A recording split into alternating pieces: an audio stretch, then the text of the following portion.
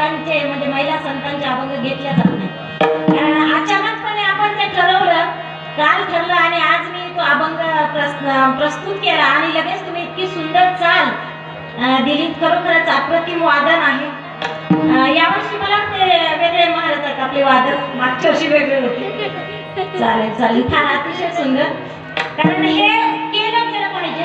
महिला संत आता एक ओघात एक गोष्ट सांगते. आम्ही शिंदखेड राज्यात राहतो. अगदी 15 किलोमीटर अंतरावर संत चोखामेळा यांचं जन्मगाव आहे. संत सोयराबाई ह्या सुद्धा संत होऊन गेल्या आणि त्यांचे सुद्धा अनेक अभंग आहेत. दुर्दैवाने ते प्रकाशात आलेले नाहीत किंवा खूप कमी लोकांना माहीत आहेत. असो, आजच्या कार्यक्रमासाठी आपण पाहिलं की सगळ्यात अगोदर या संपूर्ण संचासाठी आपण इथे टाळ्या वाजवूया. त्यानंतर आमचे राजूभाऊ मोरे ज्यांनी इतकी सुंदर, आता मी मूर्ती बघितली तर अप्रतिम अशी मूर्तीची प्रतिष्ठापना या ठिकाणी झालेली आहे विठ्ठल रुक्माईची. त्यासाठी सुद्धा आता त्यांनी मला वाटते जवळजवळ 80,000ची ती मूर्ती आहे. त्यांनी हे एवढं मोठं योगदान दिलेलं आहे. पण तरी आपल्या सर्वांचं कर्तव्य आहे की आपणही काय केलं पाहिजे की त्या ठिकाणी आपल्या परीने योगदान दिलं पाहिजे. कारण हे काम सामाजिक आहे, समाजाचं असल्यामुळे त्यात सगळ्यांचं योगदान असेल तर त्याला लवकरच भरभराटी येईल. बाकी कामं सुद्धा या ठिकाणी होतील. ज्या पद्धतीने त्यांनी योगदान दिलंय तेवढं जरी शक्य नाही तर प्रत्येकाने आपापल्या परीने द्यावं. कारण आपण पाहतो की सहज आपण एखादी गायछाप घेतो, 10 रुपयाचे आपण रस्त्यावर तेवढे म्हणजे थुंकून रस्ता खराब करतो, खाऊन शरीर खराब करतो. त्यापेक्षा जे काही आपल्या पद्धतीने होतं ते आपण तिथे दिलं पाहिजे. आजची ही जी सेवा आहे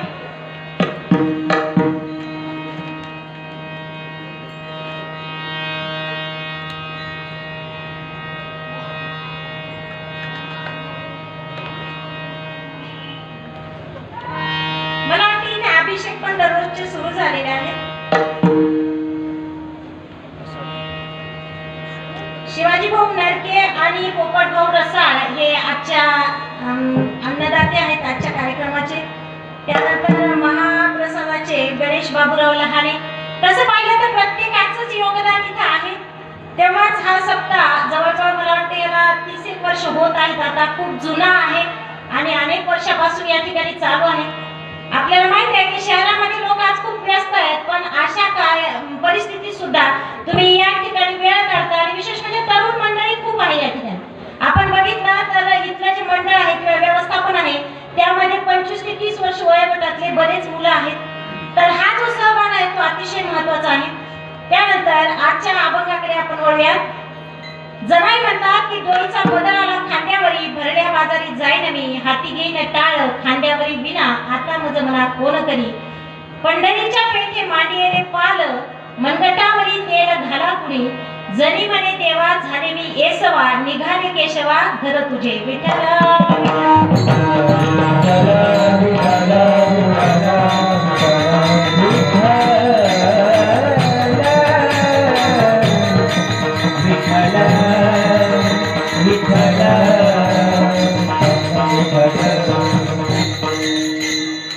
तर परिस्थिती फार जुना काळ आहे. जवळजवळ 750 वर्षापूर्वीचा काळ आहे, ज्यामुळे जनाईनी हा अभंग. आणि आता कशासाठी जनाई निघालेली आहे? पदर म्हणलं की आपल्या डोळ्यापुढे काय येतं? पदर म्हणलं की आईने झाकलेला, बाळाला दूध पाजताना झाकलेला पदर असेल किंवा एखाद्या युवतीने दातात धरून लाज दर्शविणारा पदर असेल किंवा आपण जे म्हणतो छोड़ दो आंचल जमाना क्या कहेगा. आपण पदर म्हणलं की हे सगळे भाव आपल्या मनामध्ये येतील.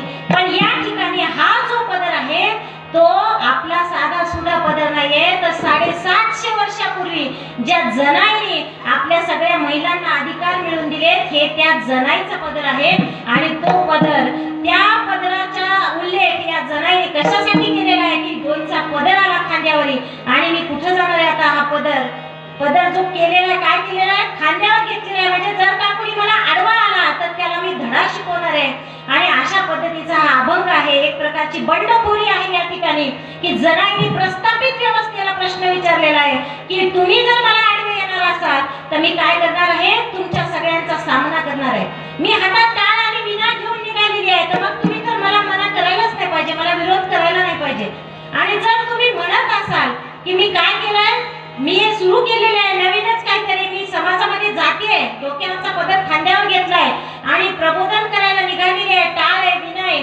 पण तुम्ही जर म्हणत असाल तर मी स्वतः म्हणते की मी पंढरीच्या पेठेमध्ये पाल मांडलेला आहे, म्हणजे दुकान मांडलेलं आहे, आणि तुम्ही काय मला थांबवता किंवा तुम्ही काय मला बदनाम करता. मी स्वतः सांगते की जरी म्हणे देवा झाले मी येसवा, निघाले केशवा घर तुझे, की देवा मीच वेश्या आहे, तुम्ही मला काय म्हणता, मीच वेश्या आहे, आणि मग मी कोणाचं घर निघालेले आहे, साक्षात पांडुरंगाचं. तर अशा पद्धतीचा थोडक्यात भावार्थ आपल्याला या ठिकाणी सांगता येईल.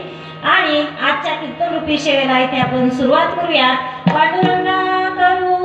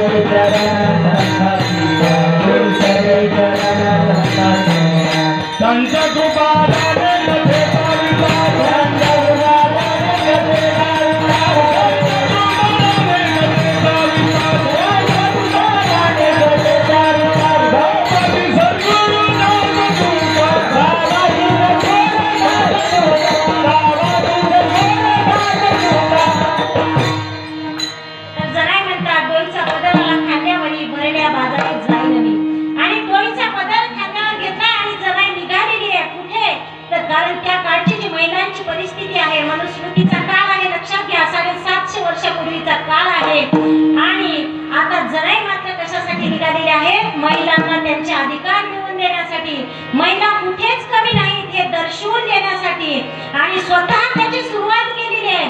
कारण न स्त्री स्वातंत्र्य हरती, म्हणजे महिलांना कुठलंही स्वातंत्र्य असू नये असं सांगणारा तो काळ आहे, आणि त्या काळामध्ये जनाईने मात्र हे सगळ्यात मोठं पाऊल उचललेलं आहे. आणि जनाई निघाल्यात, पण मग काय म्हणतात जनाई की डोळीचा पदर आला खांद्यावरी, भरल्या बाजारी जाईन मी. भरल्या बाजारी कशाला जायचंय, आपल्यासारखं शॉपिंग करायला नाही चाललेल्या त्या, तर भरल्या बाजारी म्हणजे घराच्या बाहेर पडलेल्या आहेत. आपण पाहतो की त्या काळामध्ये महिलांची परिस्थिती अतिशय हलाखीची होती, जनावरांसारखी परिस्थिती होती, गुलामी परिस्थिती होती, म्हणजे गुलामांसारखं महिलांना आयुष्य जगावं लागत होतं. अशा काळामध्ये जनाई मात्र आता निघालेल्या आहे काय दाखवण्यासाठी, की महिला कुठेच कमी नाही आहेत, महिला कुठेच कमी नाही आहेत हे दाखवण्यासाठी स्वतः जनाई निघालेल्या आहे. आणि आपण पाहतो की प्रत्येक वेळी जे काही चांगलं असतं, आता कालच आपण महिला दिन साजरा केला, 8 मार्चला आपण महिला दिन साजरा करतो, आणि बाकी 364 दिवस काय हो, मग 364 दिवस काय असतं. महिला दिन तर रोज साजरा झाला पाहिजे. तुम्ही कल्पना करा, जर आपल्या घरामध्ये महिलाच नसेल, फक्त पुरुषच सगळे पुरुष आहेत, विचार करा तुमचं घर कसं असेल. त्या घरात महिलाच नसेल, आई नसेल, बहीण नसेल, पत्नी नसेल, भाऊजाई नसेल, विश्व कसं असेल कल्पना करा. प्रत्येक ठिकाणी स्त्रीला दुय्यम लेखलं जातं, आणि हा जो काळ आहे तो खूपच भयानक आहे, ज्यावेळी जनाईने ही बंडखोरी केलेली आहे. आपण पाहतो की जे काही चांगलं आहे ना ते पुरुषांमुळे आहे, आणि जे काही वाईट आहे किंवा जे काही म्हणजे विघातक झालेलं आहे, ज्याच्यातून विनाश झालेला आहे, त्याला जबाबदार महिला आहे, असं आपल्या पुराण कथांपासून सांगितलेलं आहे. जसं की रामायण कशामुळे घडलं, लोक म्हणतात की रामायण सीतेमुळे घडलं. आता मला सांगा, तुमच्यापैकी कोणाला जर तसा मृग दिसला, सीतेला सुवर्ण मृग दिसला, आणि तिला मोह झाला की आपल्याला ते मिळायला पाहिजे, आणि त्याची आपण पंचोळी शिवून घेऊया की तो सुवर्ण मृग आहे. बरं, पुरुषाला दिसला असता तर त्याला मोह झाला नसता झाला असता. कोंबडीच्या मागे पडणारे आपण मोठा हरिण दिसला असतं तर नसता का झाला, मोह झालाच असता. पण कुठेतरी प्रत्येक गोष्ट जी वाईट आहे तिला महिला जबाबदार आहे, हे आपल्या पूर्वीपासून काय केलेले आपल्या संस्कृतीने बिंबवलेलं.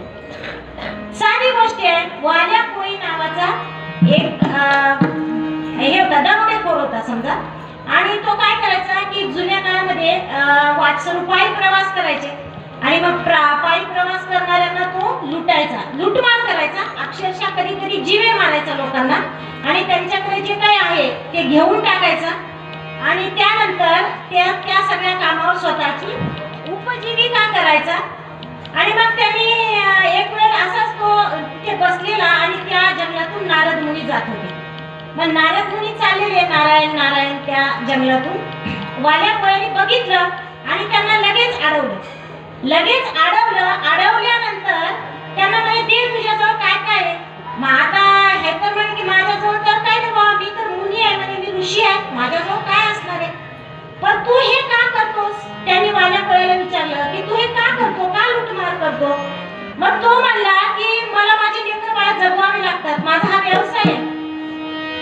मग नारद मुनी त्याला बोलले की तू काय कर, जा म्हणे तुझ्या बायकोला आणि लेकरांना विचारून ये एकदा की ते तुझ्या पापात सहभागी आहेत का.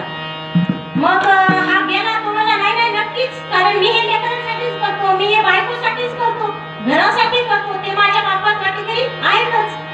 पण मग या ठिकाणी त्याला नाही, तू आधी जा आणि विचारून ये. त्याला इतका राग आला, हातात शस्त्र होतं आणि असा रागारागात गेला त्या झोपडीवर लाट घातली त्याने अक्षरशः आणि बायकोला म्हणतो उठ, सांग मला मी हे जे करतोय ना, तू या पापात वाटेकरी आहेस का.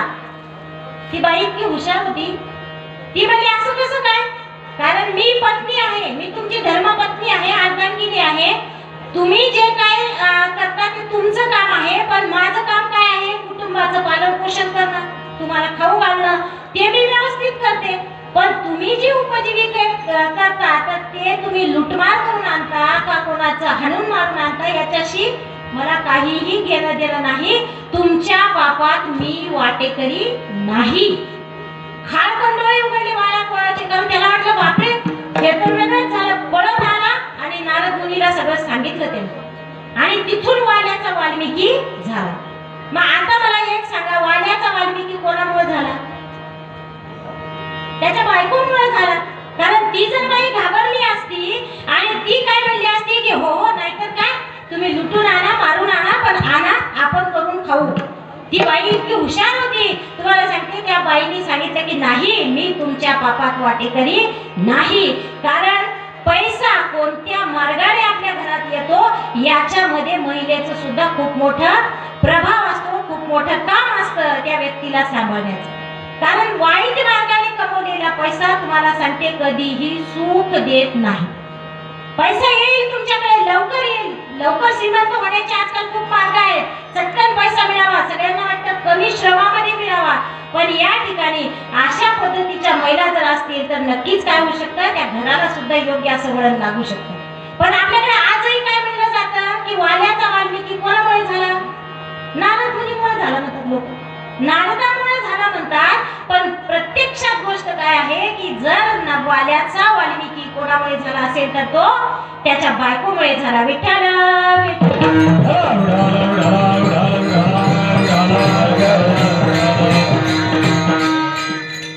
मग या ठिकाणी जनाई अशी परिस्थिती आहे पा सगळी की जी जी वाईट गोष्ट आहे त्याला महिला जबाबदार आहे, जे जे चांगलं आहे ते.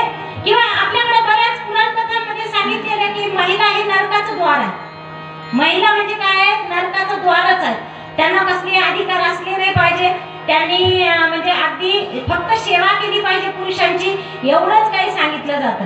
पण मग जनाईने हे दाखवून देण्याचं ठरवलंय की आपण कुठेच कमी नाही, मी कुठेच कमी नाही, फक्त मी आता काय केलेलं आहे की डोईचा पदर आला खांद्यावरी, भरल्या बाजारी जाईन मी आणि भरल्या बाजारी जाऊन काय करायचंय, महिलांचं प्रबोधन करायचंय, महिलांना जाणीव करून द्यायची आहे की तुम्ही कोण आहात, तुमच्यात काय ताकद आहे हे दाखवून देण्यासाठी आता जनाई निघालेली आहे. आणि जनाई स्वतः सुद्धा आपण बघितलं की संतांचं आणि देवाचं जे नातं आहे ना, जेवढं जनाईचं आहे, आपल्याकडे म्हणलं जातं की ज्ञानोबांच्या ओव्या आणि जनाईच्या शिव्या तेवढ्याच प्रिय आहेत देवाला. जनाईने शिव्या दिलेल्या आहेत, याच अभंगात आपण शेवटी बघणार आहोत. तर का, कारण ती जवळीक साधलेली आहे जनाई, एवढा अधिकार मिळवला की त्या देवासोबत एवढा म्हणजे जवळीकता निर्माण केलेली आहे की देवाला शिव्या देण्याचा अधिकार जनाईने मिळवला. आणि देवाच्या नावाने म्हणजे प्रत्येक क्षण तिथं काय केलेलं आहे की देवाचं नाव एक मिनिटही माझ्या मुखातून दूर होऊ नये.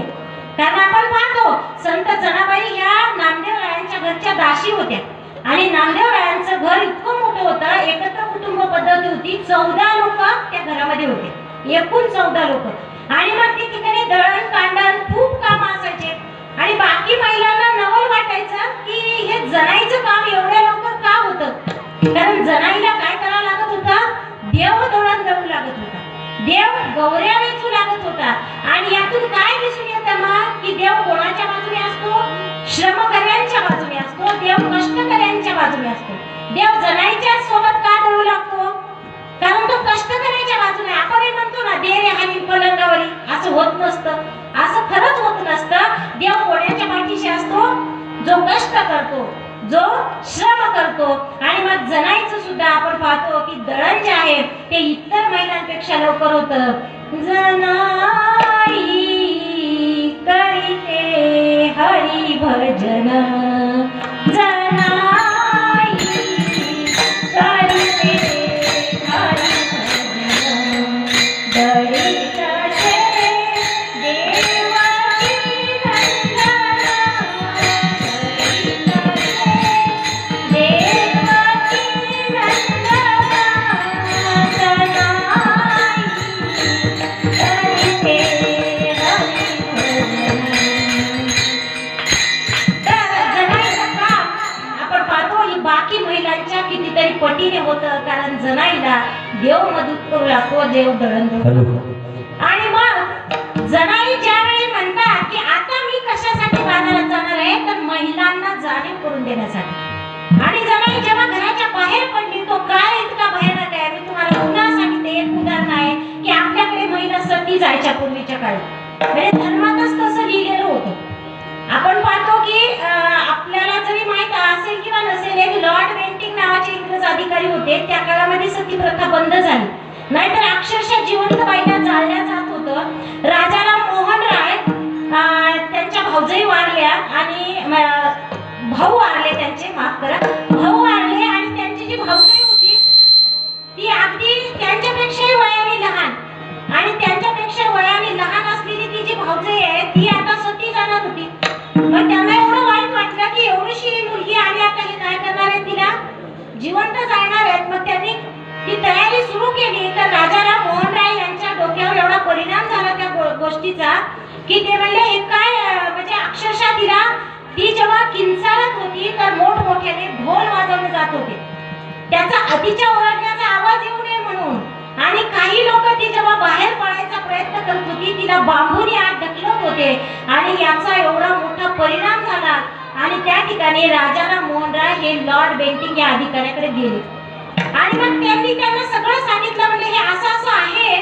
त्यावेळी ते म्हणजे तुम्ही हे का करता, एका जिवंत बाईला का जाळता तुम्ही? ते म्हणजे आमच्या धर्मातच सांगितलेलं, आमच्या धर्मात असं सांगितलेलं म्हणले की जर पुरुष वारला तर त्या बाईने सती गेलं पाहिजे, हे आमच्या धर्मात सांगितलेलं आहे. मग ते म्हणले बरं समजा एखाद्या पुरुषाची बायको वारली तर, म्हणजे पुरुष वारला तर बाईने सती जायचं.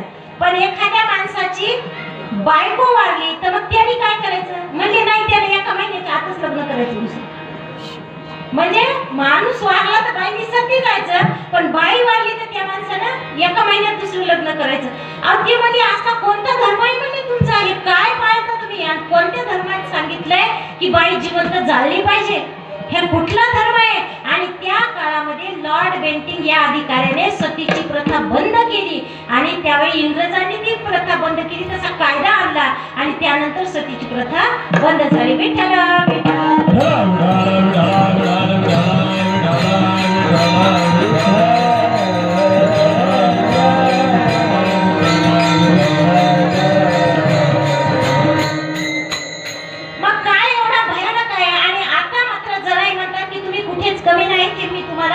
दाखवून देण्यासाठी निघालेले आहे. कशासाठी? म्हणजे डोईचा पदराला खांद्यावरी आणि भरल्या बाजारी जाईल मी. आणि बाजारात निघालेली आहे जनाई कशासाठी? तर महिलांना जाणीव करून देण्यासाठी. हे जे लोक आहेत त्यांचा विरोध होणार आहे हे माहिती आहे जनाईला, कारण महिलांना घराच्या बाहेर पडण्याचा अधिकारच नाही. तो काळ इतका भयानक आहे की महिलांना घराच्या बाहेरच पडता येत नाही. आणि अशा परिस्थितीत जनाई मात्र निघालेली आहे. आणि म्हणून जनाई म्हणते की मी आता काय केलेलं आहे, डोईचा पदर आला खांद्यावरी, तो पदर असा खांद्यावर खोचलाय. कशासाठी? कारण मला विरोध होणार आहे हे मला माहित आहे. जनाई म्हणतात की मला विरोध होणार आहे, चार लोक मला आता विरोध करणार आहेत, मला अडवणार आहेत की तू हे काय करतेस म्हणून. आणि म्हणून जनाई ते पदर खोचलेले आहे कमरेला आणि आता बाजारात निघालेले आहे. मग गेल्यानंतर आपण पाहतो की बऱ्याच ठिकाणी पंढरपुरामधली ती परिस्थिती आहे. आणि त्या काळात सगळ्यात मोठा पगडा कशाचा असेल? तो धर्माचा होता. धर्माचा सगळ्यात मोठा पगडा अंधश्रद्धेचा, रूढी परंपरांचा, आणि तो सगळा पगडा जर दूर करायचा असेल तर जनाईला माहित होतं की काय केलं पाहिजे. सगळ्यात आधी महिलांचं प्रबोधन केलं पाहिजे. अभंगाचं दुसरं चरण, हाती घेईन टाळ, हाती घेईन टाळ, छातावरी नाव. हाती घेईन टाळ, छातावरी नाव.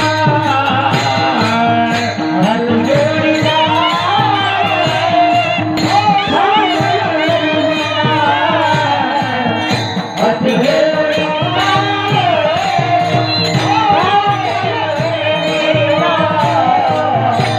घेईन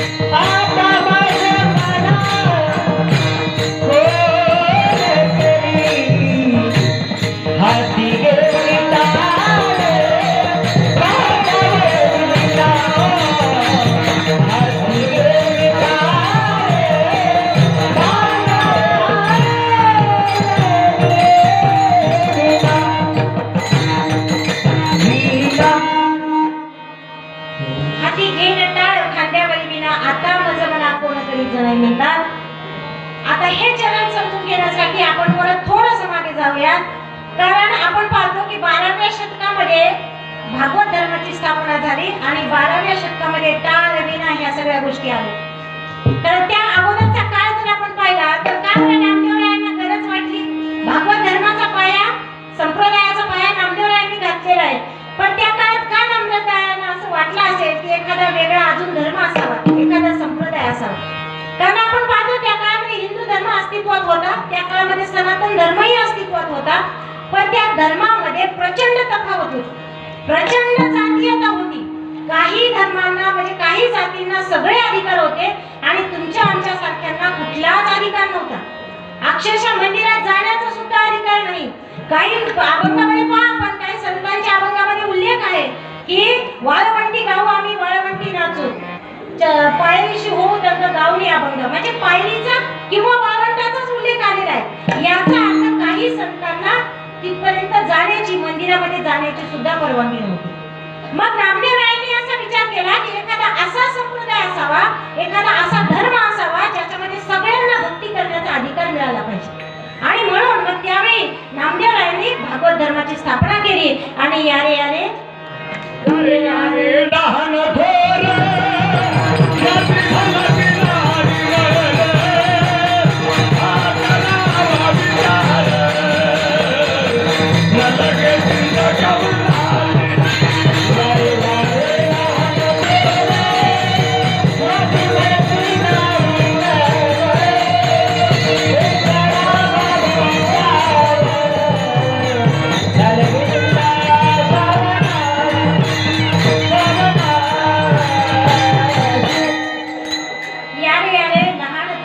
सगळाशी येते आहे अधिकार हाय सगळाशी येते आहे अधिकार सगळाशी येते आहे अधिकार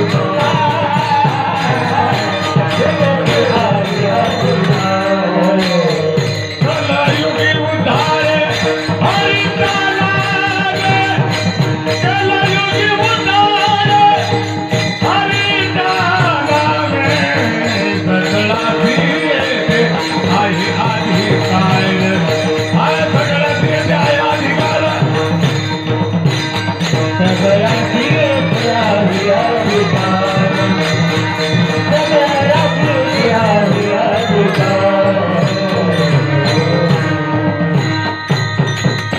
सकलांशी येथे आहे अधिकार. सगळ्यांना अधिकार आहे देवदेव करण्याचा, देवाची भक्ती करण्याचा. आता या ठिकाणी भागवत धर्माची स्थापना झाली, भागवत संप्रदायाची स्थापना झाली आणि सगळ्यांना अधिकार मिळवून दिलाय नामदेवरायांनी.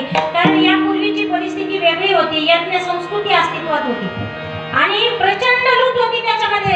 म्हणजे यज्ञ संस्कृतीमध्ये प्रचंड खर्च केला जायचा आणि छोटे छोटे वासरं जे आपण लहानाचे मोठे करायचे आणि त्या काही दान द्यायच्या. म्हणजे काही चांगलं झालं तरी यज्ञ करायचा, नाही झालं तरी यज्ञ करायचा आणि देव कोपेल म्हणून यज्ञ करायचा, देव प्रसन्न करून घ्यायचा तरी यज्ञ करायचा. आणि या यज्ञाच्या सगळ्या खर्चामध्ये सामान्य लोकांची प्रचंड पिळवणूक होत होती. आणि म्हणून नामदेवरायांनी हा भागवत धर्म स्थापन केला, ज्यामध्ये कुठलंच कर्मकांड सांगितलं जात नाही. आपल्याला माहिती आहे पहा, आता ज्यावेळी आपण बघितलं की भागवत धर्माची स्थापना तर झाली, भागवत संप्रदायाची स्थापना झाली, पण आता हा जो समाज आहे तो कुठे अडकलेला आहे की 33 कोटी देव आहेत. आपण काय म्हणतो 33 कोटी देव आहेत. काही देशांची लोकसंख्या 33 कोटी नाही, आपल्याकडे देव 33 कोटी आहेत आणि आपल्याला एकाही देवाचं पूर्ण नाव माहित नाही. देवाचं नाव, त्याच्या वडिलाचं नाव, नाव आहे का माहित आपल्याला नाही, पण आपण म्हणतो आपल्याकडे 33 कोटी देव आहेत. आणि मग आता हे 33 कोटी देव मानणारा जो समाज आहे याला प्रतीक द्यायचंय, तर प्रतीक काय दिले नामदेवरायाने? पंढरपूरचा पांडुरंग. पंढरपूरचा पांडुरंग हे सर्व समाजासाठी प्रतीक असावं. आणि तुम्ही आजही पहा, पंढरपूरला गेल्यानंतर कुठलंही तुम्हाला कर्मकांड करायला सांगितलं जात नाही. कुठलंच कर्मकांड तिथं सांगितलं जात नाही. फक्त काय करतात लोक, 2 हात आणि तिसरं मस्तक घेऊन जातात आणि तिथे डोकं टेकवतात. पंढरपूरच्या मंदिरात अजून एक वैशिष्ट्य आहे की तुम्हाला तिथं पायाला स्पर्श करून दर्शन घेता येतं, तुम्हाला तिथं डोकं टेकवता येतं. तुम्हाला सांगते, मी याला गेलो होतो काही दिवसांपूर्वी, तर आपण बघितलं खूप अनेक मंदिर आहेत थोड्या थोड्या अंतरावर. तिथं एका मंदिराच्या बाहेर एक बाई बसलेली होती आणि तिच्याकडे त्या गवताच्या पेंड्या असतात ना, छोट्या आपण कांद्याची पात बांधतो तशा छोट्या छोट्या पेंड्या होत्या. आणि ती बाई म्हणत होती की गो माता को खिलाइए पुण्य कमाइए, गो माता को खिलाइए पुण्य कमाइए. आणि लोक 10-10 रुपयाला ती जुडी विकत घेत होते, त्या गाईला खाऊ घालत होते. आणि असं करता करता मी थोडा वेळ बघितलं तर मला एक गोष्ट लक्षात आली की ती गाय त्या बाईची होती, ते गवतही त्या बाईचं. गवत तिचंच, गाय तिचीच, पण ती जर बाई बाजारात बसली असती तर आपण घेतलं असतं का?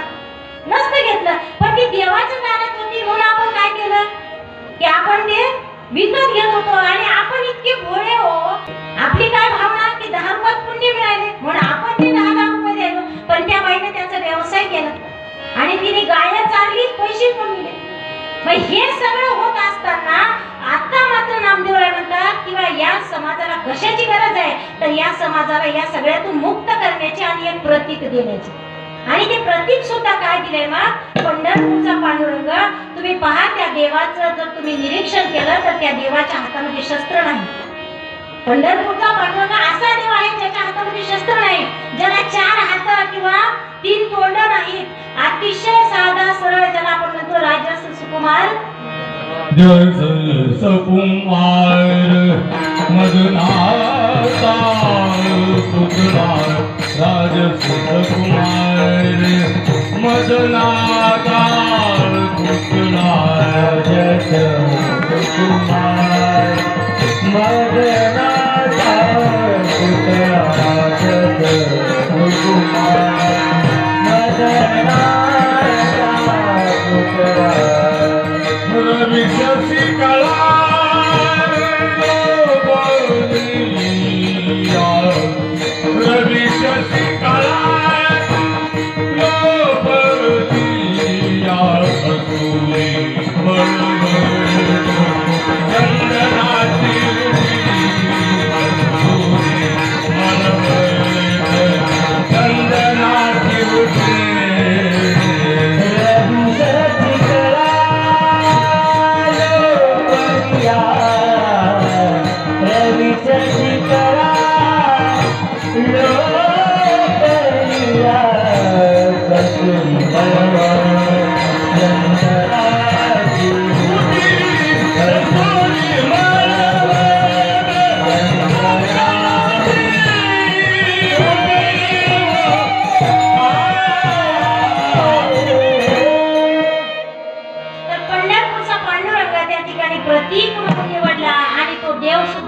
साधा, जिथं कुठलंच कर्मकांड नाही, कुठलाच त्या ठिकाणी भक्केपणा ज्याला म्हणतो आपण तो नाही. अगदी साध्या पद्धतीनं तुम्ही जाता आणि तिथं आपण डोकं टेकवतो, तिथं भेदभाव नाही कुठलाही. असंच एक उदाहरण की आता जणाई म्हणते की मी काय केलेलं आहे, हाती घेणं टाळ खांद्यावरी विना आणि आता माझं मला कोण करेल. मी जर चांगल्या कामासाठी बाहेर चालले ना तर मला कोणी मना करू नये, मना म्हणजे विरोध करू नये. कारण मी कशासाठी बाहेर चाललेली आहे, चांगल्या कामासाठी चाललेली आहे. हातामध्ये टाळ आहे, खांद्यावर विणा आहे आणि हे सगळं जे होतं, खांद्यावर विणा असेल, हातामध्ये टाळ असेल, हा जो भागवत धर्म स्थापन झाला त्या काळामध्ये ह्या सगळ्या गोष्टी जर समाजाला पटवून सांगायच्या असतील, समाजाला त्याची जाणीव करून द्यायची असेल तर संतांनी खूप मोठे अभंग लिहून ठेवले. सगळ्या संतांनी आपल्या इतकं लिहून ठेवलं, पण दुर्दैवाने सामान्य लोकांना शिक्षणच नव्हतं. शिक्षण नव्हतं म्हणून ते अभंग समजत नव्हते. मग त्या ठिकाणी नामदेवरायांनी काय केलं, अभंग म्हणजे लक्षात घ्या, संतांचे कधीही भंग न पावणारे विचार, संतांचे कधीही भंग न पावणारे विचार म्हणजे अभंग. आणि हे अभंग उकल करून सांगण्याची एक प्रक्रिया सुरू झाली. म्हणजे संध्याकाळच्या वेळी शेतकरी कष्टकरी लोक एकत्र यायचे आणि थोडा वेळ रामकृष्ण हरीचं भजन व्हायचं आणि त्यानंतर एका अभंगाची उकल करून सांगितल्या जायची. एका अभंगाची उकल करून सांगितल्या जायची म्हणजे तो अभंग स्पष्ट करून सांगितल्या जायचा आणि त्या प्रक्रियेला कीर्तन असं नाव पडलं. आणि ती प्रक्रिया नामदेवरायांनी सुरू केलेली आहे. आणि मग नामदेवराय काय म्हणायचे, नाचू कीर्तनाचे रंगी ज्ञानदीप लावू जगी. म्हणजे कीर्तनाचा उपयोग कशासाठी झाला पाहिजे, जगामध्ये ज्ञानदीप लावता आला पाहिजे. कीर्तनाचा उपयोग कशासाठी झाला पाहिजे की जगामध्ये ज्ञानदीप लावता आला पाहिजे. आणि मग ही कीर्तन परंपरा जेव्हा सुरू झाली त्यावेळी या परंपरेमध्ये टाळ आले, मृदुंग आला, वीणा आला आणि हे सगळं साहित्य आणि त्या ठिकाणी नामदेवराय थकून भागून आलेल्या शेतकरी कष्टकरी लोकांचं प्रबोधन करायचे. आपल्याला माहिती आहे आज आता याची जे आहे ते आपण जसं पाहिलं की नाचू कीर्तनाचे रंगी आणि ज्ञानदीप लावू जगी, पण दुर्दैवाने आज या कीर्तन परंपरेची अशी काही म्हणजे अवस्था झालेली आहे की बरेच सांगतात कीर्तनाचा उद्देश जगामध्ये ज्ञानदीप लावता आला पाहिजे, जगामध्ये प्रबोधन करता आलं पाहिजे. आणि म्हणून जर आता म्हणतात की मी कशासाठी जाणार आहे, हाती घेणं टाळ खांद्यावरी विणा. आता माझ्या हातामध्ये टाळ आहे, विणा आहे माझ्याजवळ आणि मी कशासाठी चाललेली आहे, चांगल्या कामासाठी चाललेली आहे. आता माझं मना कोण करी, मला तर विरोध व्हायला नाही पाहिजे ना, कारण मी चांगल्या कामासाठी निघालेली आहे. पण तरी सुद्धा त्या काळामध्ये आपण पाहिलं तर जनाईला प्रचंड विरोध झाला, जनाईला प्रचंड त्रास झाला.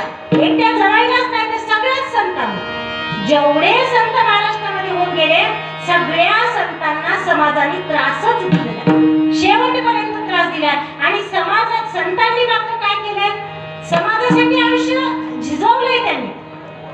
मुक्ताई आपण पाहतो की ज्ञानेश्वर माऊली जेव्हा म्हणजे रुसून बसले एक दिवस आणि आपण काय म्हणतो ते खापर मांडण्यासाठी गेले याच्याकडे कुंभाराकडे.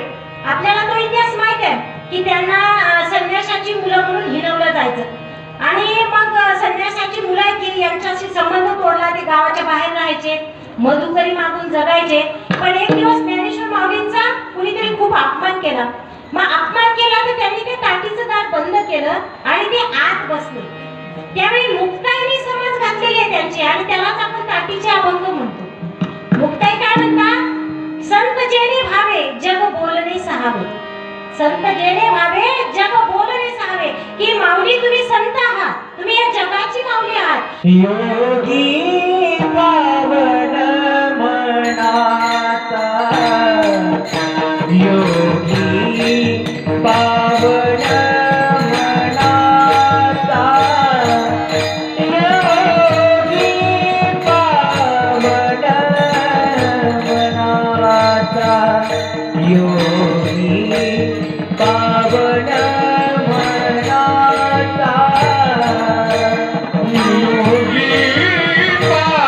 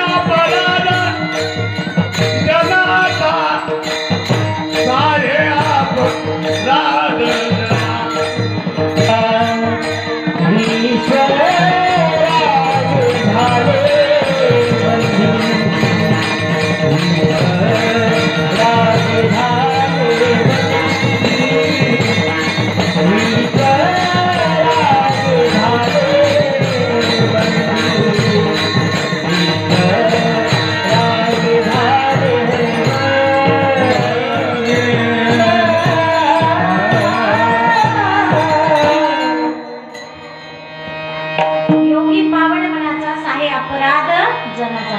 मग या ठिकाणी आपण बघितलं की त्या भावंडांना सुद्धा प्रचंड त्रास झाला, समाजाने त्रास दिला, पण तो त्रास सहन केल्यानंतर सुद्धा शेवटी काय मागितले माऊलींनी? ज्ञानेश्वर माऊली म्हणतात पसायदानामध्ये काय मागितले की जगाचं कल्याण होऊ दे. आपल्यासारखा म्हणजे संतांची आणि आपली बरोबरी यामुळे होऊ शकत नाही. आपल्याला जर कोणी त्रास दिला तर आपण काय म्हणू देवाला की आधी याचं वाटोळं होऊ दे. पण समाजाने एवढा त्रास दिल्यानंतर सुद्धा ज्ञानेश्वर माऊली काय मागतात तर या जगाचं कल्याण मागितले, विश्वाचं कल्याण होऊ दे ही प्रार्थना. आणि ती प्रार्थना मग पसायदान म्हणून नावारूपाला आली. मग हे सगळं संतांच्या ठाई आहे, त्याची आपली आणि संतांची बरोबरी यामुळेच होऊ शकत नाही. पण आता जराही मात्र काय करणारे आहेत, निघालेले आहेत आणि हाती घेणे टाळ खांद्यावर विना आता माझं मनात कोण करी. आणि हा जो भागवत संप्रदाय स्थापन झाला, हा जो भागवत धर्म स्थापन झाला, त्यामध्ये आता त्याला एक देव मिळालेला आहे, एक प्रतीक मिळालेलं आहे, पंढरपूर हे क्षेत्र मिळालेलं आहे. पण आता तिथे राहिला होता भक्ती मार्ग. कारण हा जो समाज आहे तो कर्मकांडामध्ये अडकलेला होता की एवढी मोठी पंगत घातली, एवढे मोठे जो घातले तर ते आमचा होईल. तसं जर झालं असतं तर गरीबाचा देवच राहिला नसता. जो मला जास्त पैसा खर्च करेल त्याचाच देव झाला असता. पण हा भागवत धर्म ही जी चळवळ आहे ही समजून सांगण्यासाठी जनाई घरातून बाहेर पडलेले आहेत आणि हातामध्ये टाळ आहे, खांद्यावर विणा आहे. आणि आता मी कुठे निघालेले आहे? भरल्या बाजारी. आणि त्यात काय करणार आहे की महिलांचं प्रबोधन करणार आहे. महिला कुठेच कमी नाहीत हे दाखवून देण्यासाठी जनाई निघालेले आहेत. आपण पाहिलं की नामदेवराय पंजाब पर्यंत जायचे, पंजाबमध्ये नामदेवरायांचे मंदिर आहेत. दुर्दैवाने आपल्याला तो विचार अजून कळलेला नाही. पण पंजाबमध्ये आजही तुम्ही जाऊन पहा, नामदेवरायांचे मंदिर आहेत पंजाबमध्ये. पण आपल्याकडे अजूनही तो विचार सुद्धा आपल्याला समजलेला नाही. मग नामदेवराय त्यावेळी तिकडे जायचे तर इथली जी धुरा आहे, इथले जे काम आहे ते कोण सांभाळायचं? जनाई सांभाळायची. ज्या काळामध्ये महिलांना कुठलेच अधिकार नाहीत असं सांगितलं जायचं, न स्त्री स्वातंत्र्यावरती स्त्रियांना कसलंही स्वातंत्र्य असूच नाही हे सांगणाऱ्या त्या काळामध्ये जनाईने मात्र काय केलेलं आहे की नामदेवरायांचा तो वारसा चालवायचं ठरवलंय. आणि जनाई स्वतः लोकांचं प्रबोधन करू लागल्या, कीर्तन करू लागल्या. कारण ती जी ध्वजा आहे ती कोणाच्या खांद्यावर गेली? नामदेवरायांनी, एका महिलेच्या. त्या काळामध्ये सुद्धा. आणि बरेच लोक मला याच्या अगोदर सुद्धा एक ऑनलाईन व्याख्यान झालं होतं, त्यात लोकांनी मला प्रश्न विचारले की महिलांना जर इतकी बिकट परिस्थिती होती तर जनाईला लिहिता वाचता येत होतं का? साहजिक आहे आपल्या मनात तो प्रश्न येणार. पण नामदेवरायांना एका गुरुवानी लिहायला वाचायला शिकवलं होतं. सामान्य जनतेला लिहिण्या वाचण्याचा अधिकार नव्हता. नामदेवराय शिंपी कुटुंबामध्ये जन्माला आलेले होते, त्यांनाही लिहिण्याचा अधिकार नव्हता. पण एक गुरव होता, त्या गुरुवानी त्यांना शिकवलं होतं. आणि नामदेवरायांचा असा प्रण होता की ते म्हणायचे शतकोटी तुझे करीन अभंग. म्हणजे जे रामायण आहे लिहिलेलं ते 100 कोटी श्लोकांचं आहे. म्हणून ते पांडुरंगाला काय म्हणायचे की शतकोटी तुझे करीन अभंग. मला शतकोटी म्हणजे 100 कोटी अभंग लिहायचे. त्यामुळे नामदेवरायांनी काय केलेलं होतं की त्यांच्या घरातल्या काही महिलांना लिखाण आणि वाचन शिकवलेलं होतं. म्हणजे त्यांना जर काही अभंग करता आले तर सगळ्यांचे मिळून हे 100 कोटी होतील असं त्या ठिकाणी त्यांनी म्हणजे ठरवलं होतं. आणि त्यामुळे जनाईला लिहिता वाचता येत होतं, त्यांच्या घरातल्या काही महिलांना सुद्धा येत होतं.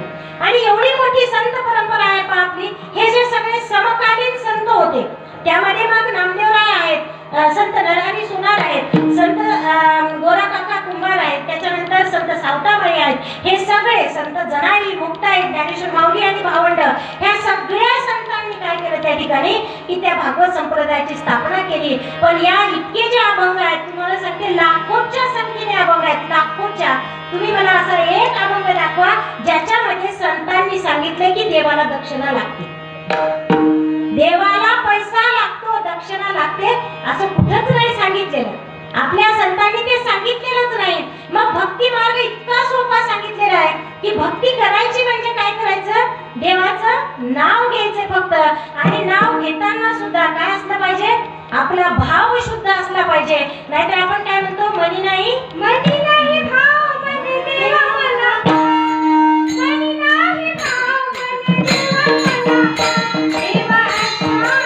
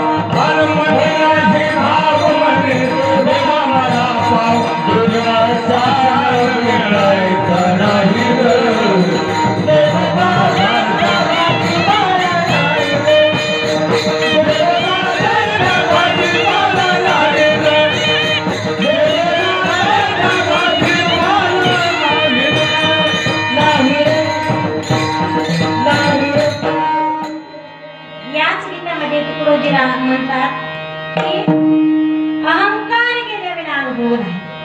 तुकडेदास म्हणे ऐका ही वाणी अहंकार गेल्याविना अनुभव नाही.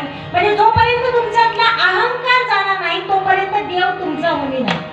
देवाला आपलंच करून घ्यायचं असेल तर तुमच्यातला अहंकार गेला पाहिजे. अभिमान गेला तुकामध्ये देव झाला, तुकामध्ये देव झाला, तुकामध्ये देव झाला. अभिमान गेला तुकामध्ये देव झाला, तुकामध्ये देव झाला, तुकामध्ये देव झाला.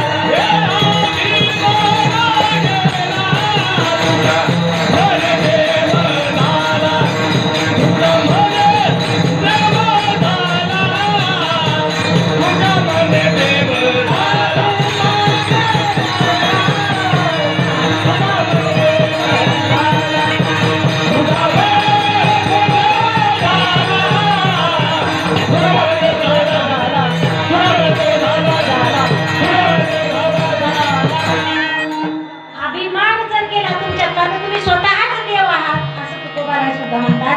ह्या सगळ्या संतांनी तीच शिकवण दिलेली आहे. अहंकार अभिमान या सगळ्या गोष्टी जर तुम्ही सोडल्या तर नक्कीच देव तुमचा होऊ शकतो. आणि या ठिकाणी मात्र जराई म्हणतात की आता मी कशासाठी बाहेर पडलेले आहे, समाजाचं प्रबोधन करण्यासाठी. या अभंगाचं तिसरं चरण. पंढरीच्या पेठे मांडोली अपार, पंढरीच्या पेठे मांडियेले पार, पंढरीच्या पेठे मांडोली अपार, पंढरीच्या पेठे मांडोली अपार. पंढरीच्या पेठे मांडियेले पार, पंढरीच्या पेठे मांडियेले पार, पंढरीच्या पेठे मांडियेले पार, पंढरीच्या पेठे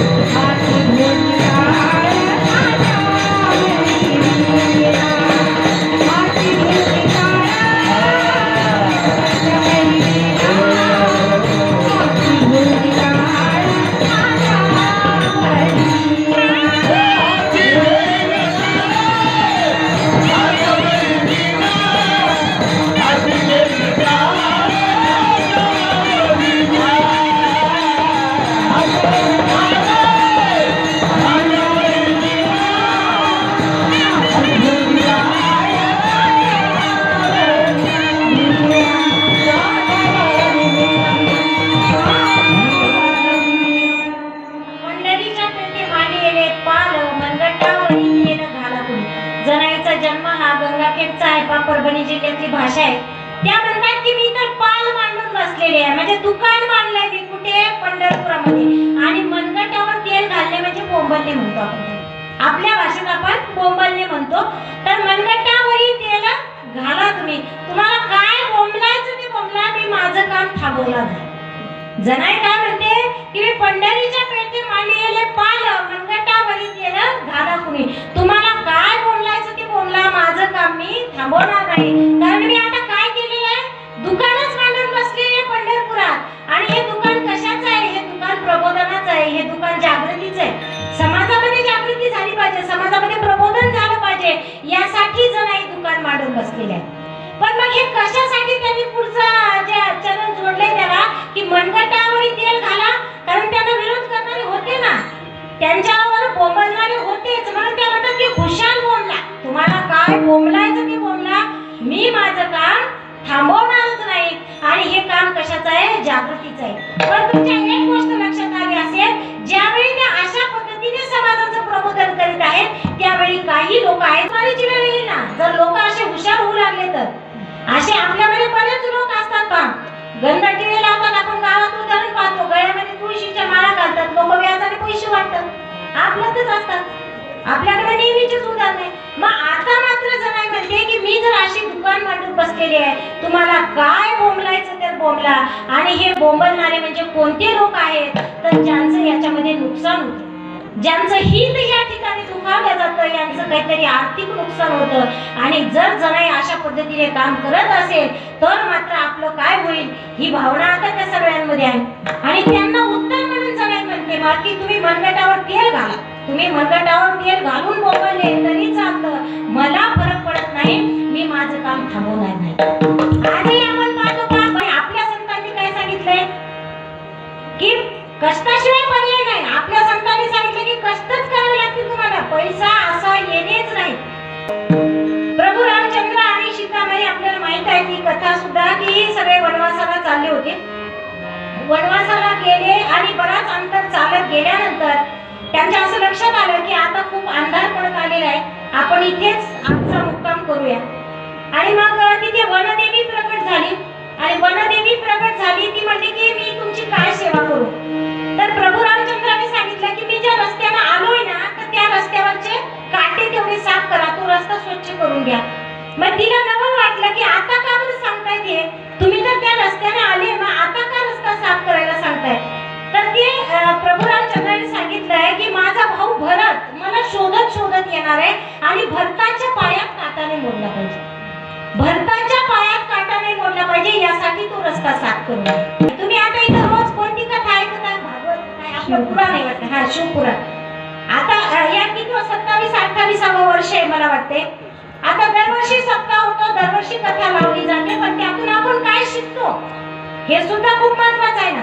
कधीतरी आपण विचार केला पाहिजे, कारण तुकोबाराय म्हणतात की ऐकायची तुम्ही भक्त भागवत करा ना ते नीट सत्य करा. भागवत ऐका, कथा ऐका, काय ऐकायचं ते ऐका, पण त्यातून तुम्ही काय शिकले, तुम्हाला स्वतःला काय फायदा झाला याचा तर विचार करावा लागेल की नाही. आणि म्हणून काय करायचं की यातून आपल्याला काय फायदा झाला, स्वतःला मला काय शिकायला मिळालं, रामायणातून काय शिकलं पाहिजे, रामायणातून बंधुप्रेम शिकलं पाहिजे. कोणत्याच गोवाकडे जायची गरज नाही. फक्त एक सांगते, तुम्ही जर मोठे असाल तर माफ करायला शिका, आणि तुम्ही जर लहान असाल तर तुम्ही सहन करायला शिका. तुमच्या घरामध्ये कधीच फूट पडणार नाही. कुठल्याच बुवा बाबाकडे जायची गरज नाही. पण आपण हे सगळं सोडून देतो.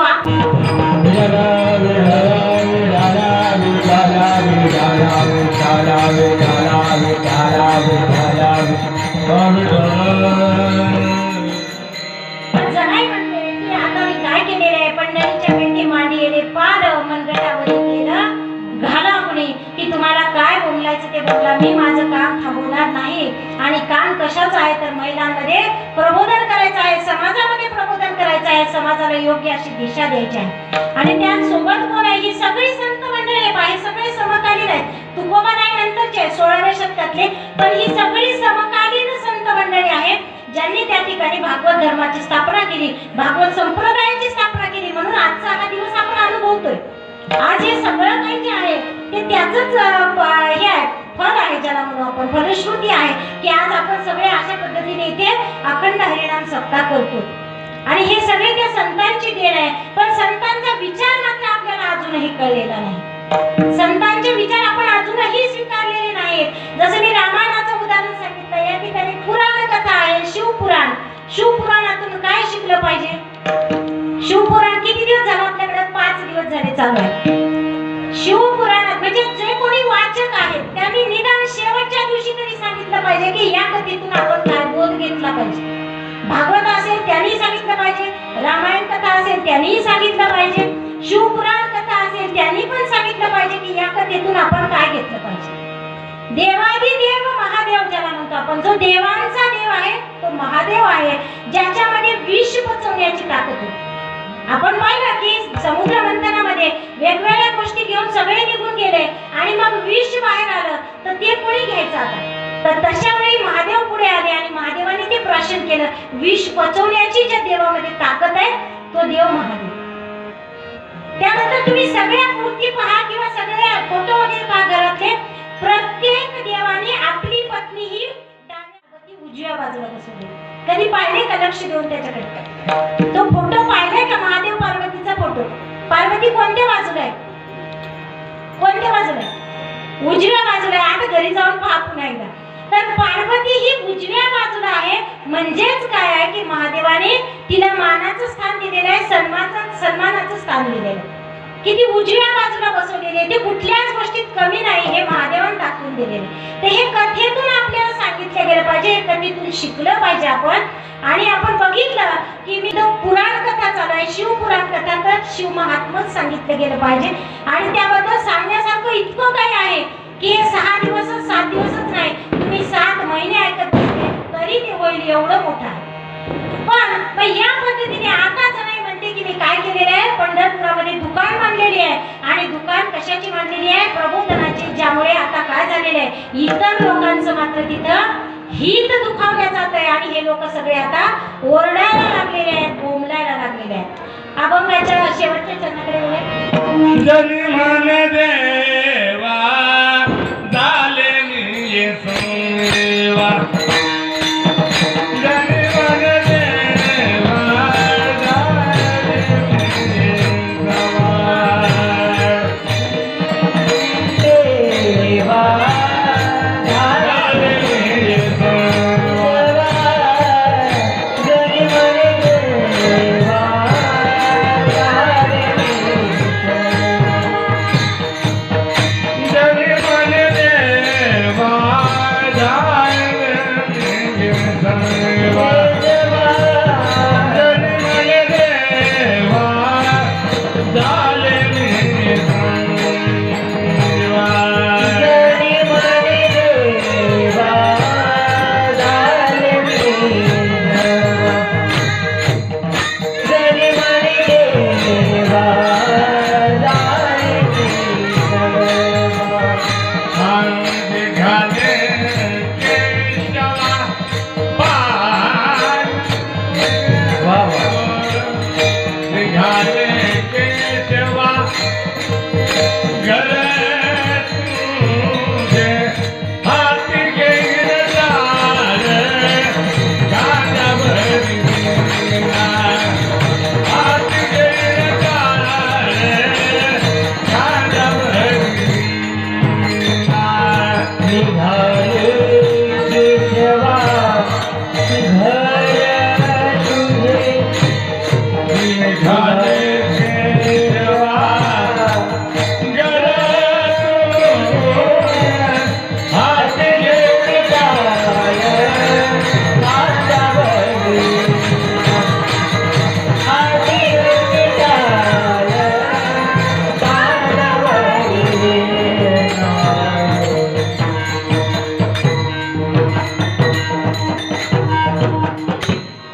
शेवटच्या चरणामध्ये जनाई म्हणतात, जरी म्हणे देवा झाले मी येसवा, निघाले केशवा घर तुझे. जरी म्हणे देवा झाले मी येसवा, निघाले केशवा घर तुझे. आमच्या मेहकरमध्ये एक महिला लता भगवानकरे अजूनही आहेत, त्या तुम्हाला माहित असतील तर बऱ्याच जणांनी ते टीव्हीवर वगैरे चाललं होतं बरेच दिवस. लता भगवानकरे नावाची एक महिला आहे, वयस्कर आहे, ते 65 वर्ष वय असेल त्यांचं, 70 असेल. तर त्या लता भगवानकरे, त्यांना 2-3 मुली होत्या, त्यांचे लग्न झाले, मुलगा नाही त्यांना. आणि इतक्या वाईट परिस्थितीमध्ये ते कुटुंब जगत होतं. हालाकीच्या दोघं नवरा बायको करून खायचे वगैरे तेवढंच होतं. रोजचं काम करायचं, खायचं, आणून कमवायचं. पण ते काय झालं की त्या काळात काही याच्यानंतर ते आजोबा बिमार पडले, त्यांचे पती. आणि बिमार पडले, मग काही चाचण्या केल्या, काही तपासण्या केल्या. डॉक्टरांनी सांगितलं की यांना दुसरीकडे हलवावं लागतं, यांना पुण्याला न्यावं लागेल. मग त्यांच्यावर तर दुःखाचा डोंगर कोसळला, कारण जवळ उपाय नाही. पण कसं तरी गावातून उसळमारी करून वगैरे पैसे घेतले आणि त्या पुण्याला गेल्या. पुण्याला गेल्यानंतर एका दवाखान्यामध्ये त्या आजोबाला ऍडमिट केलं, त्यांच्या नवऱ्याला. आणि त्या वर दवाखान्यामधून बघत होत्या की खाली काहीतरी चालू होतं. मग त्यांनी खाली येऊन विचारलं, काही गर्दी जमा झालेली दिसली तिथं. मग त्या खाली आल्या, मग तिथं मॅरेथॉन होती, मॅरेथॉन पळायची स्पर्धा. आणि तिथे बक्षीस होतं 10,000 रुपये. मग आता या बाईने विचारलं की काय आहे. मग त्या आजूबाजूच्या लोकांनी सांगितलं की अशी धावण्याची स्पर्धा आहे म्हणले, आणि ही जर जिंकली तर 10,000 रुपये बक्षीस आहे. मग त्यांनी हातापाय पडले ते आयोजकाच्या, म्हणजे काही करा पण मला पळू द्या म्हणे याच्यामध्ये. ते म्हणे आजी तुमच्याजवळ काही नाही, ट्रॅक सूट नाही, हे सगळे आता स्पोर्ट्स शूज ट्रॅक सूट हे ते घालून आलेली सगळी मंडळी, रोज प्रॅक्टिस करणारी, रोज यांनी तुम्ही कसं पळणार आहे. ते नवर पातळ गितळ त्यांचं, अगदी खेड्यातली महिला 65 वर्षाची, आणि ते आयोजकांना नाही म्हणे तुम्ही काही म्हणा पण मला पळू द्या म्हणे याच्यात, मला भाग घ्यायचा. म्हणजे आयोजकांनी दिली त्यांना परमिशन. त्यांना वाटलं कुठेही येणार यांचा नंबर काय, पळू द्या म्हणे, म्हातारीची इच्छा आहे. पण तुम्हाला सांगते जशी मॅरेथॉन सुरू झाली आणि अशी पळाली की लता भगवानकरे हे नाव महाराष्ट्राला माहित झालं. प्युअर बातमी आहे. लता भगवानकरे, बाकीच्या लोक ट्रॅक सूट मध्ये स्पोर्ट्सचे शूज 5-5 हजाराचे पाया, हिच्या पायात चप्पल नाही, कष्टा खोला पदर फसला असा, आणि अशी पळाली की तिला पहिला नंबर आला. मग पत्रकारांनी तिला विचारलं की कसं काय. ती म्हणे माझ्या डोळ्यासमोर एकच होतं की आपला नवरा दवाखान्यात आहे आणि नवऱ्यासाठी पैसे मिळायचे. काय करायचं की या नवऱ्यासाठी पैसे आणायचे, हे बक्षीस आपल्याला जिंकायचे आणि नवऱ्याला वाचायचे, एवढंच मला माहित होतं. आणि ती लता भगवानकरे पळाली आणि ते बक्षीस जिंकलं. हे कोण करू शकतं? हे महिला करू शकतात. महिला कुठेच कमी नाहीत. हे आपण वारंवार असे अनेक उदाहरण आहेत. पण दुर्दैवाने 8 मार्च आला की आपल्याला जाग येते आणि आपण ते एका दिवशी महिला दिन साजरा करतो आणि महिलांना शुभेच्छा देतो. पुन्हा म्हणलं जातं. तर दुर्दैवाने याची परंपरा जनाईने आपल्याला दाखवून दिलेली आहे. आणि मी तुमच्या सगळ्यांचे पुन्हा एकदा आभार मानते. मला खरोखरच काल मी जेव्हा म्हणलं तेव्हा हा विषय काढला तेव्हा सगळ्यांनी मला परमिशन दिली की तुम्ही घेऊ शकता, नाहीतर महिला संतांचे अभंग घेतले जात नाहीत. पण ते म्हणजे नाही काय, तुमच्या इच्छेनुसार तुम्ही अभंग घ्या. महिला संतांविषयी बोलल्या गेलं पाहिजे. महिला संतांचे अनेक अभंग आहेत. तुम्ही सुद्धा आता आपण पाहतो की जास्तीत जास्त वेळ आपला टीव्ही सिरियल मध्ये जातो, मोबाईल मध्ये जातो. आज आपली सगळ्यात मोठी अडचण काय आहे? लेकरं ऐकत नाहीत. महिलांची सगळ्यात मोठी अडचण काय आहे की लेकरं ऐकत नाहीत. ही सगळ्यात मोठी समस्या आहे आजच्या काळात. लेकरं का ऐकत नाहीत? कारण लेकरं आपलं अनुकरण करत असतात. घरात आई कशी वागते त्याचंच अनुकरण लेकरं करत असतात. आपण काय म्हणतो लेकराला, मोबाईल घेऊ नये, मोबाईल पाहू नये, मोबाईलला हात लावू नये, आणि मग लेकराला खाली ठेवला की लगेच आपण सुरू होतो त्याच्यात. मग कशाला लेकरू तुमचंच पाहून शिकायला तिथं. मग अगोदर स्वतःमध्ये बदल करा. शक्य झाल्यास सगळ्या महिला संतांच्या चरित्राचा अभ्यास करा. सगळ्या महिला संतांचे अभंग एकदा तरी वाचा. संतांच्या गाथा आहेत वेगवेगळ्या महिला संतांच्या, त्या आपण वाचल्या पाहिजे. आणि पुन्हा एकदा महिला दिनाच्या तुमच्या सगळ्या महिलांना शुभेच्छा देते. आणि या ठिकाणी आजच्या कीर्तनरूपी सेवेला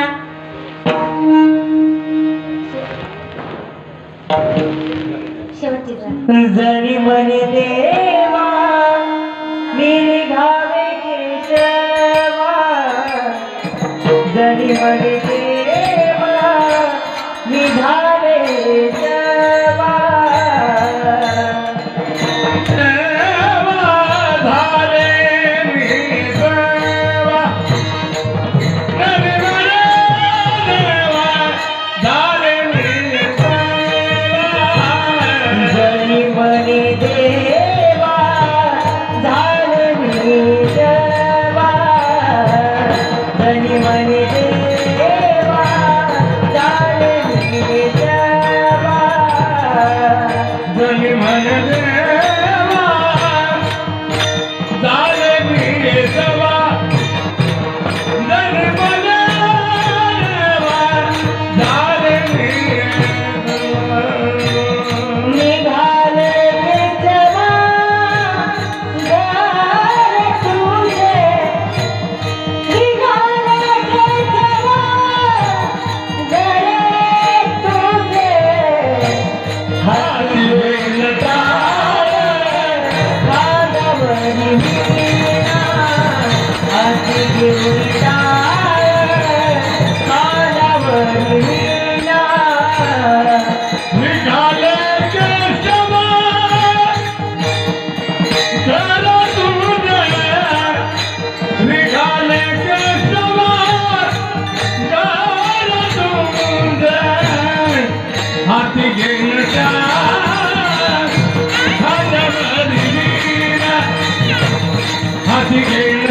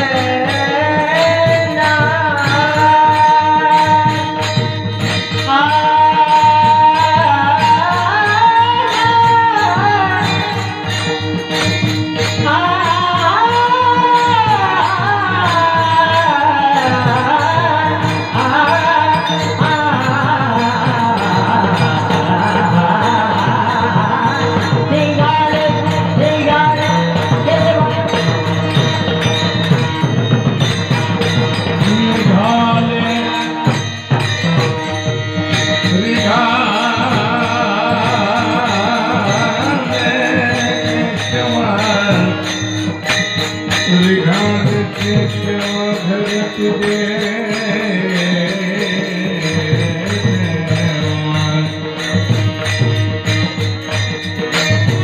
हरी पाहिला रे हरी पाहिला रे हरी पाहिला रे हरी पाहिला रे सभाय अभंकरी बहुरा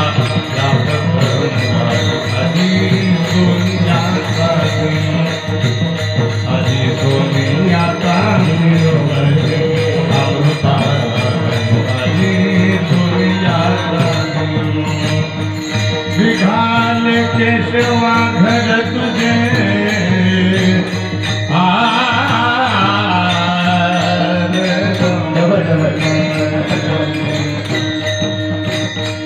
हरिले सुर मेरा तुम्हारा मिले सुर मेरा तुम्हारा तो सुर बने हमारा झुलगी नदिया हरी दिशा से वही सागर बादलों का रूप लेकर बरसे हल्के हल्के मिले सुर मेरा तुम्हारा मिले सुर मेरा दो सुर बने हमारा आता मद बना आता मद बना कोना कोना करे आ आ